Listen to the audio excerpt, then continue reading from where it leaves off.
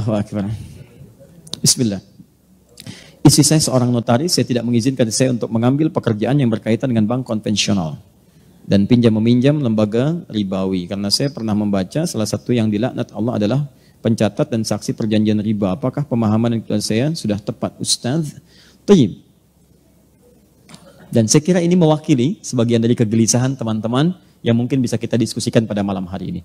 Baik, pertama, riba itu jelas dilarang. Ayat-ayat dan hadis-hadis tentang riba itu kuat menunjukkan larangan pada pekerjaan yang dimaksudkan. Alhamdulillah. Sebentar. Hadis Muslim nomor hadis 1402 juga 1389. Man dalla ala khairin falau ajruhu mithla fa'ilihi min ghairi an yankusa min ajri syai'. Siapa yang menunjukkan, memfasilitasi, membantu pada kebaikan, dia akan mendapat pahala yang sama dengan yang mengerjakan tanpa dikurangi sedikit pun. Ya, Masya Allah. Mudah-mudahan pahala yang menghapus sama dengan menulis ya. Baik. Ya, sementara saya tidak menulis dulu, fokus ini. Tahan. Pertama, ayat-ayat dan hadis yang berbicara tentang riba, semua sepakat menuju pada satu kesimpulan yang sama. Haram riba. Ya, kalau bicara tentang riba, jelas haram. Quran surah kedua misalnya Al-Baqarah ayat 275. Paling kanan sebelah atas. Quran surah kedua ayat 275. Menyerupakan orang pelaku riba dengan orang yang sedang kesurupan. Artinya ada yang salah dalam dirinya. Bukankah orang kesurupan itu banyak salahnya? Kata-katanya meracau, tindakannya kacau dan sebagainya. Itu bahasa kiasan. Seakan-akan orang riba itu banyak salah dalam dirinya. Makannya salah, gerakannya salah, macam-macamnya salah. Karena ingat, kalau sesuatu yang haram masuk ke dalam diri seseorang, menyebar lewat darah, maka semuanya ini akan punya konsekuensi yang maaf, tidak mudah. Satu, dia akan menutup pintu-pintu kebaikan dalam dirinya. Misal, masuk ke telinga, Quran surah ke-6 ayat 25. Wa fi adhanihim waqra, di telinganya akan berbentuk sumbatan. Menyumbat. Bukan gak bisa dengar. Karena yang haram, yang jelek itu nutup, yang baik ketutup. Jelek lawannya baik. Kalau yang jelek masuk, yang baik gak akan masuk, Pak. Orang yang kata-katanya buruk, maka dia sulit mengatakan kosakata yang baik. Sama dengan orang yang terbiasa berkata yang baik, maka dia sulit menemukan kosakata yang buruk. Karena itu ketika yang buruk masuk ke dalam diri, beredar kemudian dengan darah, jadi daging menutup pintu kebaikan. Makanya jangan heran, orang-orang yang kemudian tertutup pendengarannya untuk mendengarkan kebaikan, maaf, kalau yang jelek-jelek cepat masuk. Tapi yang baik susah. Bahkan rumahnya di sini, ini masjid, jaraknya cuma 5 meter. Speaker masjid ke rumahnya begini. Adzan berkumandang, Allahu Akbar, gak kedengaran. Sementara yang 500 meter bahkan 5 kilo, itu sebelum waktunya adzan sudah datang. Dengan kakinya dia melangkah, ini sepeda ada, mobil ada, segalanya ada. Tinggal jalan kaki, gak tembus. As-salatu khairum minan naum, terbalik ke telinganya, an-naumu khairum minas salah. Ya, ini poinnya. Masuk ke mata jadi bahaya. Orang yang terbiasa makan yang haram, kemudian itu jadi darah, mengalir, jadi daging, menghambat ke matanya, maka di matanya ada penutup. Maka turun Quran surah kedua ayat ke-7. Paling kanan agak sedikit ke atas. Khatamallahu ala qulubihim wa ala sam'ihim wa ala absarihim ghishawa. Di matanya ada penghalang. Sehingga dia nggak bisa bedakan mana sesuatu yang baik, mana yang tidak baik. Masuk ke tangan, ini sentuhannya nggak baik. Sudah senang dengan yang haram. Kalau yang haram sudah menguasai dirinya, maka yang halal-halal akan cenderung terhindari. Istri yang halal sudah tidak dipandang lagi. Suami yang halal sudah tidak peka lagi. Anak yang halal sudah tidak disenangi lagi. Semua akan tergerak pada kepentingan-kepentingan yang haram. Seperti minyak tidak bersatu dengan air, maka haram pun tidak akan pernah bersatu dengan halal. Karena itu Allah katakan, pelaku riba itu cenderung punya masalah dalam hidupnya seperti orang yang kesurupan, dikerjai oleh setan. Kemudian sampai ke ayat Quran surah kedua, ayat 278-nya diminta untuk bertobat. Kemudian ayat 279-nya diminta untuk kemudian oleh Allah Subhanahu wa taala dengan ancaman yang kuat, kalau tidak mau bertobat maka Anda seakan-akan mengajak perang dengan saya dan Rasul. Maaf ya Bu ya, Pak ya. Anda dengan manusia saja kalau orang kuat sulit untuk mengalahkannya. Sekarang pengen ngajak perang dengan Allah. Maaf, kalau Anda punya masalah dengan manusia, saya punya masalah dengan orang Bandung, saya pindah ke Jakarta. Saya punya masalah dengan orang Indonesia, saya pindah ke Malaysia. Saya punya masalah dengan orang Asia, saya pindah ke Eropa. Tapi Anda punya masalah dengan Allah, mau lari kemana? Itu poinnya. Maka saya belum bicara tentang hukum, saya ingin bicara pertama tentang riba. Riba itu jelas haram. Riba sama dengan haram. Tahan? Maka segala unsur yang terkait dengan riba, semua keterangannya lewat hadis Nabi SAW. Baik pelakunya baik pemberinya, baik pencatatnya, baik saksinya, dia dilaknat oleh Allah Subhanahu wa taala dan Rasulnya, tetap mendapatkan hukuman yang sama, haram. Pelaku, pemberi yang menerima, saksi, bahkan pencatat, fasilitator. Awas, saya belum bicara tentang profesi, saya bicara tentang riba. Jadi kalau ada orang mengerjakan kemudian riba, ya, bahkan saat ada alternatif yang lain dia paksakan untuk mengerjakan riba, maka dia masuk dalam kategori ini. Haram sama dengan dosa. Laknat, kalau sudah ada laknat, resikonya tidak mudah. Laknat itu resikonya paling dahsyat itu neraka jahanam. Baik, ibu tahu neraka yang paling ringan? Tadi kalau bapak baca Quran, naik sedikit ke ayat 56-nya, An-Nisa 56 itu neraka yang paling ringan. Paling kanan sebelah atas. Innal ladzina kafaru bi ayatina sawfa nuslihim nara. Orang-orang yang sulit diingatkan oleh kami melakukan dosa-dosa, tapi dosanya yang standar, yang biasa-biasa, itu dosa juga. Kemudian dia kerjakan itu melewati amal solehnya kemudian turun, amal salahnya naik. Masuk dia ke neraka yang paling ringan, sawfa nuslihim nara. Kami tarik ubun-ubunnya. Nusli itu dicelupkan seperti bikin teh celup. Pernah bikin teh celup? Ya nanti coba ke ruang makan, ambil celupan, masukkan. Teh celup itu kan celupkan, angkat ya. Nah, nanti ada orang ditarik ubun-ubunnya dicelupkan ke neraka. Kullama nadijat juluduhum, setiap dicelupkan hancur semua tubuh dan kulit-kulitnya. Kenapa kulitnya disebutkan? Karena kulit indera perasa yang paling kuat. Jadi kalau ada orang dipukul kena kulit atau dicambuk kena kulit, cambukan pertama pasti sakit luar biasa. Karena kulitnya masih ada. Selanjutnya cambuk. Ketika mengelupas akan berkurang rasa sakitnya. Makanya kata Allah, ketika kami celupkan hancur dengan kulitnya, kemudian baddalnahum juludan ghairaha, kami angkat, kami sembuhkan lagi sehingga kulitnya tumbuh lagi. Liyadzuqul adab, supaya merasakan adab seperti serupa tadi. Tidak berkurang sakitnya. Itu sekali celup, Pak, satu harinya sama dengan 1000 tahun. Satu detiknya sama dengan 48 hari. Kalau mau coba silahkan aja. Ini yang paling ringan. Nah, orang yang dilaknat oleh Allah, itu muara paling dahsyatnya jahanam. Neraka jahanam.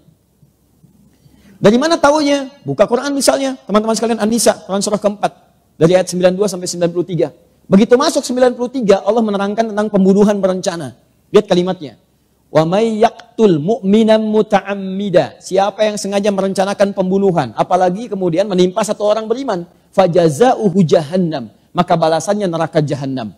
Perhatikan, wa ghadiballahu alaihi, Allah murka kepadanya, wa la'anahu, dan dilaknat oleh Allah. Laknat disandingkan dengan neraka jahanam di ayat ini. Ya, jangan lihat contoh kasus pembunuhannya. Lihat kemudian pengertian hukumannya. Kata Allah, masuk neraka jahanam, kemudian dibenci oleh Allah, dimurkai, kemudian mendapatkan laknat. Di laknat itu ketika turun dari Allah, maka muaranya bersamaan dengan neraka jahanam. Ya, persamaannya. Nah, sekarang dalam kasus riba ini, orang yang sengaja mengerjakan riba, maka akan dilaknat oleh Allah. Maka saat kembali kemudian kepada Allah, kalau dia tidak bertobat, maka muaranya neraka jahanam. Karena itu hati-hati kalau Anda ikut taklim dan sebagainya, mengajak kepada melukai orang lain, apalagi sampai kemudian mengeksekusi orang, bom sana, bom sini, awas dengan ketentuan yang menyalahi syariat, maka hati-hati. Tidak ada satupun orang beriman yang bercita-cita masuk neraka jahanam. Saya saat terjadi bom di Jalan Tamrin itu, Bu, saya sedang di Lampung, Pak. Kejadian langsung saya ditanya, Ustadz, apakah bom di Jalan Tamrin termasuk jihad fisabilillah? Saya jawab, Pak, sependek pengetahuan saya, jihad fisabilillah itu jihad di jalan Allah, bukan di Jalan Tamrin.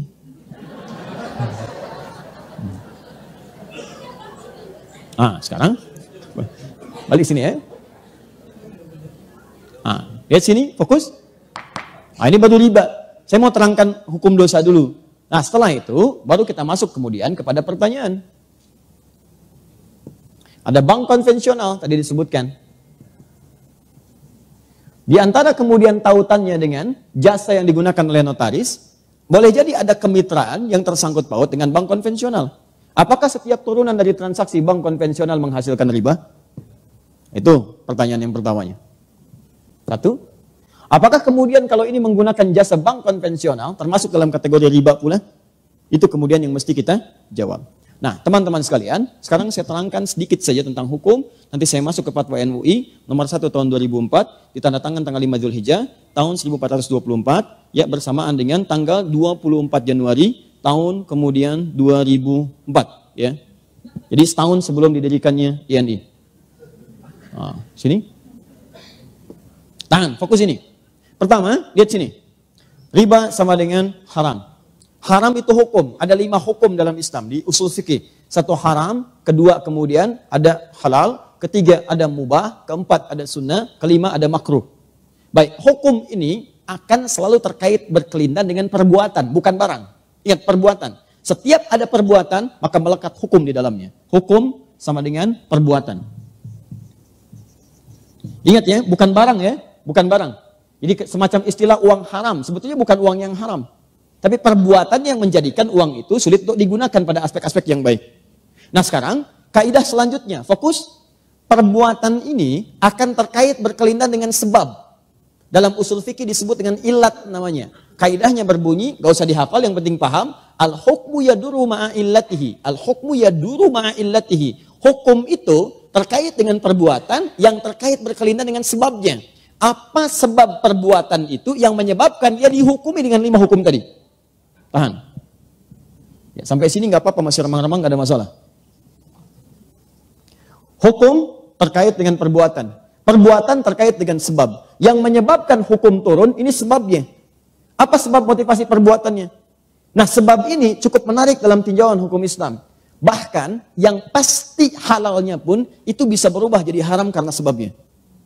Seperti yang haram pasti pun, itu bisa berubah menjadi halal karena sebabnya. Contoh, sholat. Sholat itu halal atau haram? Sholat, bahkan wajib. Hukumnya wajib, halal, bahkan wajib. Wajib dikerjakan. Tapi ternyata yang wajib ini bisa menjadi haram dikerjakan saat ada sebab tertentu yang mengiringi penunaiannya. Contoh, sholat dengan ria. Ria itu pengen dilihat orang. Orang sholat harusnya dilihat Allah. Dia sholat motivasinya pengen dilihat orang. Sebab dia sholat ke masjid itu karena pengen dilihat orang, bukan pengen sholatnya. Maka turun ayat, fawailul lil musallin. Celaka orang sholat, disebut celaka. Jadi Anda bayangkan, yang sholat aja ada peluang celaka, apalagi yang nggak sholat. Nah siapa yang sholat ini? Bukan semua orang sholat. Alladzina hum an sholatihim sahun. Yang lalai dalam sholatnya. Siapa orang lalai ini? Alladzina hum yura'un, yang ria. Sholat yang hukumnya wajib, itu bisa berubah haram ketika dikerjakan dalam konteks ria dalam mengerjakannya. Paham? Nah, saya tanya lagi, ada hewan yang hukumnya haram. Apa diantaranya? Baik, babi. Hewan itu haram, diharamkan misalnya. Babi, hukumnya haram. Jelas haramnya. Tapi ada sebab tertentu yang menjadikan babi itu bisa berubah kemudian menjadi halal dalam sementara waktu. Bukan selamanya. Contoh, Anda misalnya ada tugas, kemudian penelitian, sampai studi banding ke Cina. Daratan yang paling jauh, masuk ke wilayah yang terpencil, tiba-tiba nggak ketemu hewan yang halal. Ayam nggak ada yang mukillah, kambing nggak ada, sapi nggak ada, yang ada cuma babi. Sehari tahan, 2 hari, 3 hari sudah mulai lapar dan kelaparan. Dalam posisi demikian, apakah boleh makan babi, Bu? Tidak, besar begitu babi. Tidak bisa. Yang boleh makan daging babi, setelah itu dipotong dulu, dimasak dulu. Babi kan besar, bagaimana bisa dimakan? Ya. Nah, lihat sini. Tahan. Fokus ini. Jadi, ambil sebagian dagingnya, kemudian dia mulai dibersihkan, dia dimasak dengan baik dan sebagainya. Dan di saat itu, dia menjadi halal. Lihat, halal untuk dimakan, untuk menutupi rasa lapar saja, bukan untuk dinikmati. Bukan untuk dinikmati. Ya, jadi sifatnya sementara. Perhatikan baik-baik ya. Semua yang berhukum tetap ketika ada sebab tertentu pasti sementara sifatnya. Ya, ini siap, lihat baik-baik. Ini hukumnya haram. Karena ada sebab tertentu, maka dia sementara menjadi halal. Sampai hilang sebabnya itu. Begitu Anda kemudian menemukan ayam, maka babi sudah tidak halal lagi. Tinggalkan babi. Sekarang yang dimakan apa?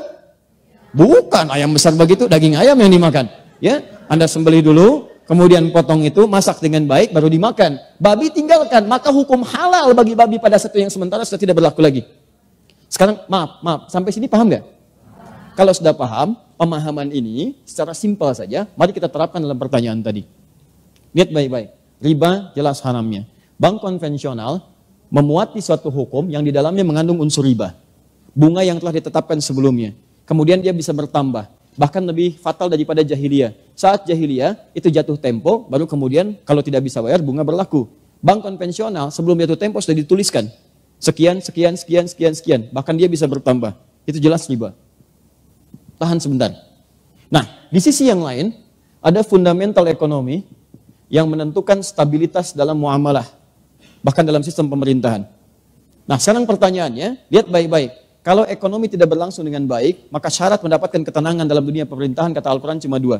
Itu yang paling utama. Dalam surat Al-Quraish, li'ila fi Quraishin, ila fihim rihlata syita iwas-sayf, falyabudu rabb hadzal bait, alladzi at'amahum min ju'. 1, wa amanahum min khauf. At'amahum min ju' itu stabilitas ekonomi. Yang kedua, wa amanahum min khauf, stabilitas politik. Kalau dua terganggu, maka akan menjadikan goncangan dalam pemerintahan. Ekonomi kuat tapi politik gak bagus, goncang. Maaf, politik kuat tapi ekonomi gak bagus, goncang. Yang jadi persoalan, transaksi-transaksi dalam kehidupan itu bagian dari putaran roda untuk menguatkan nilai perekonomian.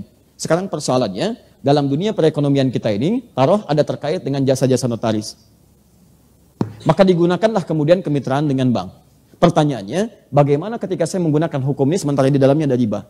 Maka semua ulama sepakat termasuk dalam fatwa ulama nomor 1 tahun 2004 dari Majelis Ulama Indonesia, kalau dalam lingkar pekerjaan itu ada bank yang masih menggunakan nilai-nilai syariat, bank syariah dengan konsep syariah yang benar, ya dengan turunan-turunan yang benar, maka jelas solusinya. Ini yang digunakan sebagai fasilitator dan haram menggunakan yang ini. Tapi kalau fungsi ini tidak bisa menjangkau nilai-nilai transaksi yang sedang dikerjakan, pekerjaan yang sedang dilakukan, yang kalau kemudian tidak difasilitasi memberikan goncangan kepada nilai ekonomi atau menyebabkan madarat yang lebih kuat, maka keputusannya kemudian dituliskan, boleh ini digunakan, boleh sekali lagi ini digunakan dengan batasan sementara sambil mencari sistem yang kuat dan tetap untuk menjembatani dan memberikan fasilitator kepada apa yang sedang dikerjakan.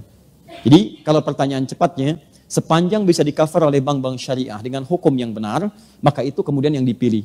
Tapi kalau itu tidak bisa di-cover, bahkan memberikan madarat yang lebih besar, maka Anda boleh menggunakan bank konvensional dengan tujuan menggunakan sementara sebagai jembatan untuk menyelesaikan persoalan dan untuk mencari yang lebih baik lagi ke depan. Bahkan sekarang ada formulasi yang bagus. Saya sudah bertemu dengan beberapa pejabat bank di konvensional untuk mengarahkan pada nilai-nilai syariah. Walaupun akadnya kemudian teman-teman sekalian dibentuk dengan form-form yang sifatnya konvensional. Tapi nilainya bisa ditawar di situ. Misal, ada teman-teman yang ingin membuka tempat hunian. Dia mau bikin KPR. Ya, ke bank syariah, marginnya terlampau tinggi. Di bank konvensional diberikan margin sekian. Tapi persoalannya, suku bunganya tidak tetap, dia berubah. Maka apa yang ditawarkan? Dibawalah konsep syariah dengan akad yang berbeda, tapi tidak juga merugikan kemudian konsep yang ada di bank itu. Yang telah Anda tetapkan misalnya 3% ini, bagaimana kalau dibagi dengan hukum seperti ini? Jadi bank itu tetap dapat 3% juga. Tapi kaidahnya ditukar, akadnya menggunakan akad Islam. Ya, jadi bukan mengganti jubah, bukan. Jadi poinnya adalah, ini yang kami lakukan, Anda beli dulu ini. Beli ini kami berikan kemudian nilai kesepakatannya, selama 3% tadi, kita robah dulu, akadnya jadikan sebagai penjualan. Jadi Anda terima itu, jual lagi kepada kami dengan apa yang telah Anda tetapkan tadi. Jadi dari Anda tetap 3%, tapi kemudian dirobah cara akadnya, kami membayar dengan cara yang sama. Dan tidak terjadi penambahan nanti. Ketika jatuh tempo tidak bisa bayar, konsekuensinya Anda kemudian berkomunikasi dengan teman-teman Anda, saling menutupi. Supaya kemudian tidak terjadi tambahan-tambahan yang hadir atau menjadi tuntutan dari pihak bank untuk menagihnya. Nah, maka saya kira modifikasi semacam ini bisa didiskusikan. Tapi yang terbaik adalah, kalau sekali lagi ini keputusan Fatwa Ulama Indonesia, MUI, kalau ada syariah itu yang digunakan. Kalau tidak bisa di-cover, maka konvensional diambil sebagai jembatan. Tapi yang paling besar pertanyaannya adalah, kenapa sih dari 200 juta lebih ini tidak bisa mewujudkan sistem perbankan yang baik, yang kira-kira mengakomodir kepentingan umat Islam? Kalau Malaysia bisa, kenapa Indonesia tidak? Ya kan? Saya kira, dan tidak ada yang dirugikan. Negara juga untung, masyarakat juga untung, maka salah satunya adalah hidupkanlah bank syariah itu. Dan dorong syariah itu bukan cuma nama. Saya ulang, dorong syariah bukan cuma nama. Namanya syariah misalnya, tapi menggunakan praktek ribawi yang lebih besar daripada bank konvensional, itu juga bermasalah. Paham ya? Nah, jadi kesimpulan singkatnya, dalam konteks demikian, jika ada bisa itu ditangani oleh bank syariah, maka bank syariah itu yang diutamakan. Jika tidak memungkinkan, maka boleh menggunakan kemitraan dengan bank konvensional sepanjang memahami itu sebagai wasilah, bukan sebagai tujuan. Allahu a'lam bissawab. Itu yang mengatakan bukan ada hidayat, yang mengatakan adalah kesimpulan dari fatwa ulama dengan referensi-referensi yang kuat. Di Quran, hadis, juga Anda bisa buka kitab Al-Majmu' Syarah Muhadzab misalnya, juz yang ke-9 karya Imam An-Nawawi. Ya, juga fatwa ulama dari luar, Majma' Buhuth yang di Kairo, Majma' Buhuth kemudian yang di Saudi dengan yang lain-lainnya menyampaikan penyampaian yang sama.